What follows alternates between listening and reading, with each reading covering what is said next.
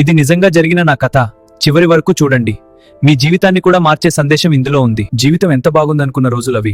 ఏ బాధ లేదు, ఏ ఆలోచన లేదు. కానీ ఒకరోజు పరిస్థితులు మమ్మల్ని పరీక్షించాయి. ఒకరోజు నా జాబ్ కూడా పోయింది. అప్పుడు మా జీవితంలో కష్టాలు మొదలయ్యాయి. ఏం చేయాలో తెలియక మేము ఒక టిఫిన్ షాప్ మొదలు పెట్టాం.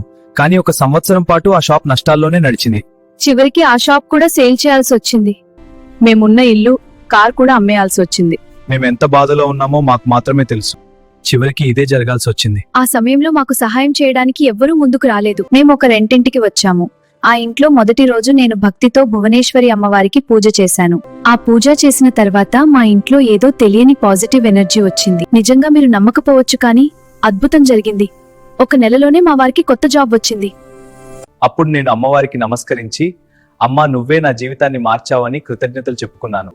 ఆ రోజు నుంచి మా జీవితంలో మంచి రోజులు మొదలయ్యాయి. 2 సంవత్సరాల తర్వాత నేను మళ్ళీ ఒక ఇల్లు, కార్ కూడా కొనుగోలు చేశాను. అది కూడా అమ్మవారి దయతోనే. నాకు ఒక నమ్మకం ఉండేది, నేను కోల్పోయినవన్నీ ఆ అమ్మవారే తిరిగిస్తుంది. కానీ ఒకటి గుర్తు పెట్టుకోండి, కష్టాలు వచ్చాయి కదా అని బాధపడకండి. భక్తితో అమ్మను తలుచుకుంటే అమ్మ తప్పకుండా సహాయం చేస్తుంది. భువనేశ్వరి అమ్మవారి పూజ ఎలా చేయాలో తెలుసుకోవాలంటే కింద కామెంట్ చేయండి.